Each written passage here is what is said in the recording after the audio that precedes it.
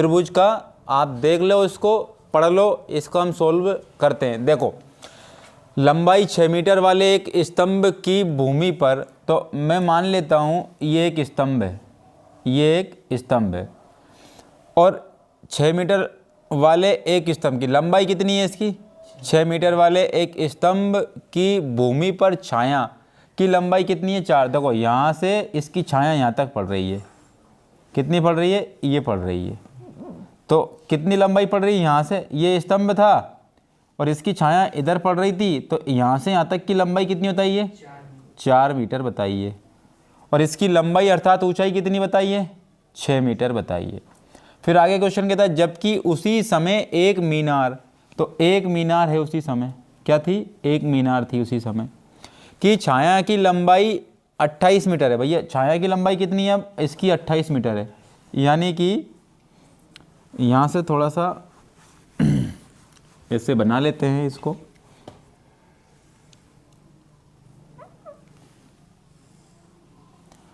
तो ये मीनार थी और इसकी जो छाया पड़ रही थी उसी समय, उसकी जो लंबाई थी यहाँ से यहाँ तक कितनी बताइए? वो बताइए 28 मीटर। कितनी बताइए? 28 मीटर। और मीनार की ऊंचाई ज्ञात करना है, यानी कि अर्थात ये ज्ञात करना है आपको, अर्थात h ज्ञात करना है, h मीटर। हम दे देंगे नाम इसको ABC, इसको नाम दे देंगे PQR, ये नाम दे दिए हमने। और ये कितने डिग्री है? 90 डिग्री है। कितने डिग्री? 90 डिग्री, अर्थात समकोण, ठीक है ना। और इनकी जो छाया पड़ रही है ये भी 100 डिग्री है, ये भी कितना डिग्री है? 100 डिग्री है। उसी समय की बात है, उसी समय की बात है, 100 डिग्री 100 डिग्री। तो हम मान लेते हैं, ध्यान से समझना, ये 90 डिग्री था और ये 90 डिग्री के बाद में ये भी 100 डिग्री, ये भी 100 डिग्री, क्योंकि उसी समय की बात है। किस समय की? उसी समय की बात है। क्योंकि इनका समय छाया का क्या था? एक समय था, तो इसलिए ये भी 100 डिग्री पर, ये भी 100 डिग्री पर है। अब आप ध्यान से समझना कि ये 90 डिग्री, ये 90 डिग्री, ये 100 डिग्री, ये 100 डिग्री, अर्थात ये क्या है? समरूप त्रिभुज है। क्या है? समरूप त्रिभुज। तो हम देख लेते हैं, पहले इनके नाम देख लेते हैं, ठीक है ना। दिया है, दिया है, तो सबसे पहले लिख लें, ये क्या है? स्तंभ है। ये क्या है? स्तंभ है। और ये क्या है? मीनार। क्या है? मीनार। इसको पहले शब्दों में डिनोट करते हैं। दिया है स्तंभ, स्तंभ की ऊंचाई AB बराबर 6 मीटर है, और इसकी छाया, इसकी छाया BC बराबर 4 मीटर है, और यह एक समकोण त्रिभुज ABC है। अब हम फिर बोलेंगे दिया है, फिर बोलेंगे दिया है, या फिर दिया एक बार लिख दिया, फिर हम यहाँ से बोलेंगे उस। अब स्तंभ बोला, अब क्या लिखेंगे? मीनार। मीनार की ऊंचाई PQ बराबर H मीटर है, और इसकी छाया QR बराबर 28 मीटर है। कितनी है? 28 मीटर है, 28 मीटर है, ये लिखना पड़ेगा आपको। और यह भी एक समकोण त्रिभुज है, समकोण त्रिभुज PQR है, ठीक है ना। ये लिखना पड़ेगा आपको। अब आपको बता देना है त्रिभुज ABC समरूप है, ABC समरूप है त्रिभुज PQR। क्या है? समरूप है। क्या है? समरूप। ठीक है ना, ये बताना है आपको। अब जब समरूप है, ये एंगल बराबर ये एंगल बराबर, अर्थात ये एंगल भी क्या हो जाएगा? बराबर हो जाएगा। यानी कि जब समरूपता की हम क्या निकालेंगे? प्रॉपर्टी निकालेंगे, अर्थात ए बी बटे में बी सी बराबर है पी क्यू बटे में क्यू आर। ये प्रॉपर्टी है इसकी, क्यू आर। तो हम इसका मान रख देंगे, ठीक है ना, लिखेंगे मान रखने पर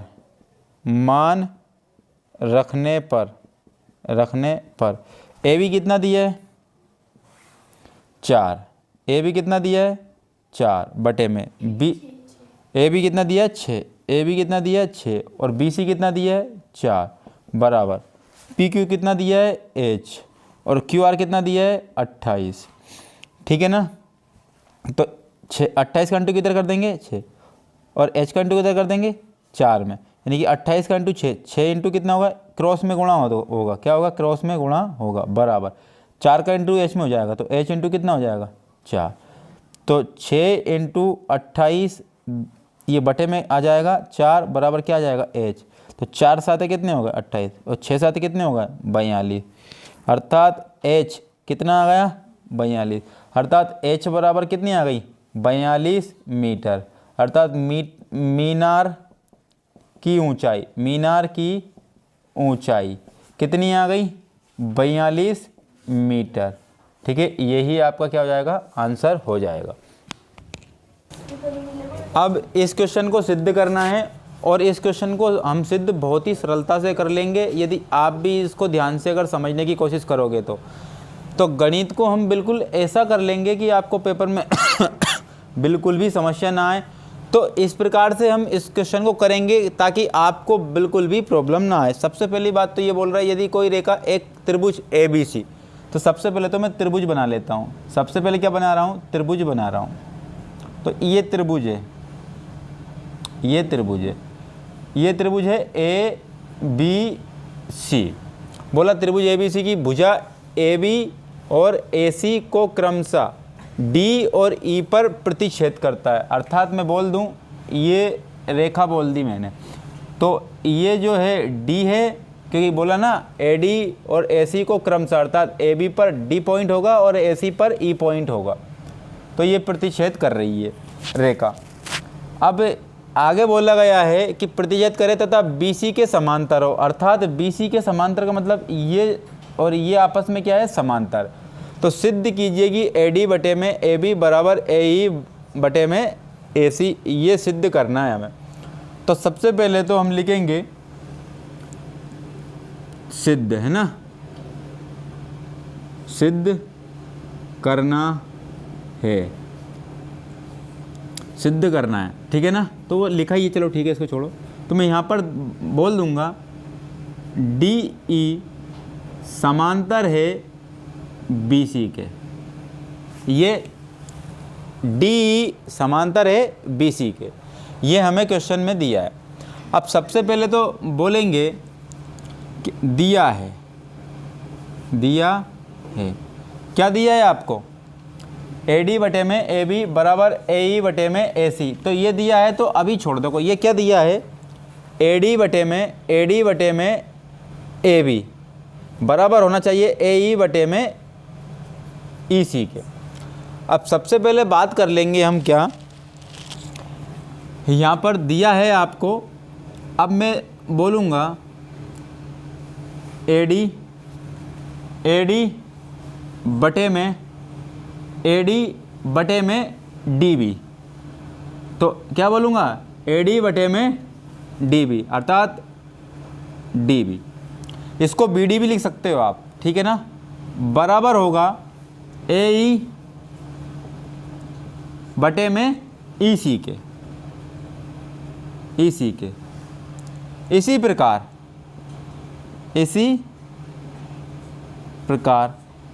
प्रकार हम बोल सकते हैं डी बी बटे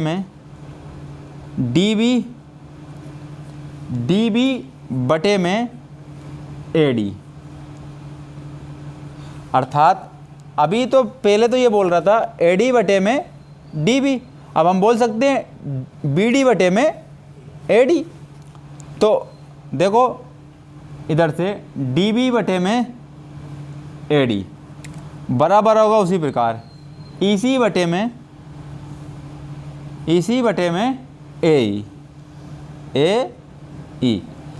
तो दिया है, अब हम जोड़ेंगे, अब बोलेंगे दोनों पक्षों में एक जोड़ने पर। तो दोनों पक्षों में एक जोड़ना है, तो समझना है बात को कि किस प्रकार से जोड़ेंगे। तो इस प्रकार से जोड़ेंगे कि एक जोड़ दिया है यहाँ पर, तो जोड़ देते हैं DB बटे में AD प्लस 1 बराबर EC बटे में AE प्लस 1। अब यहाँ पर देखो इसका गुणा इसमें कर दो, इसका गुणा इसमें कर दो। अर्थात कहने का तात्पर्य ये है कि यहाँ पर या तो एलसीएम ले लो या फिर एलसीएम लोगे तो भी वही होगा। इसका गुणा इसमें कर दो, अर्थात ये हो जाएगा DB इसका गुणा इसमें करोगे तो प्लस में क्या जाएगा, इसका गुणा इसमें करोगे तो AD आएगा। तो क्या लिख दिया हमने AD, और बटे में क्या था AD। अर्थात इसका गुणा इसमें करोगे तो DB पहले से ही था, साइन प्लस का था, इसका गुणा इसमें करोगे तो ये AD आ जाएगा, और बटे में AD पहले से ही था। उसी प्रकार से EC पहले से ही था और AE का गुणा एक में किया, साइन प्लस का था तो क्या हो गया AE, और बटे में क्या हो गया AE। तो अब आप मुझे बताओ कि ध्यानपूर्वक देखना, DB ये DB है और ये क्या है AD, मतलब ये पूरी भुजा को डिनोट कर रहा है। ये कौन सी भुजा को डिनोट कर रहा है, पूरी भुजा को डिनोट कर रहा है। अर्थात मैं पहले तो ऐसा लिख देता हूँ आपको समझाने के लिए यहाँ पर कि DB प्लस में AD बराबर क्या है AB। अर्थात DB प्लस में AD बराबर क्या है AB। उसी प्रकार से मैं यहाँ लिख दे रहा हूँ आपको समझाने के लिए। तो EC प्लस में AE बराबर में क्या जाएगा AC। अर्थात EC ये EC प्लस में AE, तो इस पूरी भुजा को डिनोट कर रहा है को क्या AC। अर्थात मैं बोल सकता हूँ कि DB इतनी भुजा है प्लस में और AD इतनी भुजा है बराबर ये पूरी भुजा को ले लो AB को। उसी प्रकार से EC इतनी भुजा है प्लस में AE इतनी भुजा है, तो इसके बदले में बराबर में AC ले लो पूरी भुजा। तो हम मान रख देंगे, ठीक है ना, क्या रख देंगे मान। तो हम बोलेंगे DB बराबर प्लस में AD बराबर क्या दिया था आपको AB दिया था, और AD अब इसके नीचे है बराबर EC प्लस AE बराबर में क्या दिया था AC दिया था आपको, और बटे में क्या था AE था, क्या था AE। तो हम बोल देंगे इनको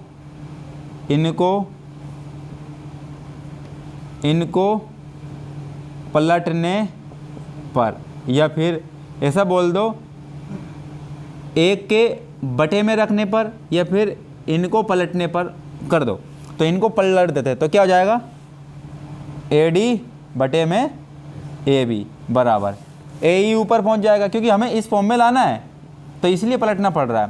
तो क्या हो जाएगा AE बटे में AC। तो AD बटे में AB, AD बटे में AB बराबर AE बटे में AC इति सिद्धम। ठीक है ना। तो हमने ये सिद्ध कर दिया किस प्रकार से AD बटे में AB आया और बराबर में AE बटे में AC आया। इस प्रकार से हमें करना है, बिल्कुल आसान तरीके से, और स्टेप बाय स्टेप आप करोगे तो आपको पूरा का पूरा समझ में आ जाएगा। इसको एक बार खुद लगा लेना है और एग्ज़ाम में ये क्वेश्चन देखने को मिलेगा।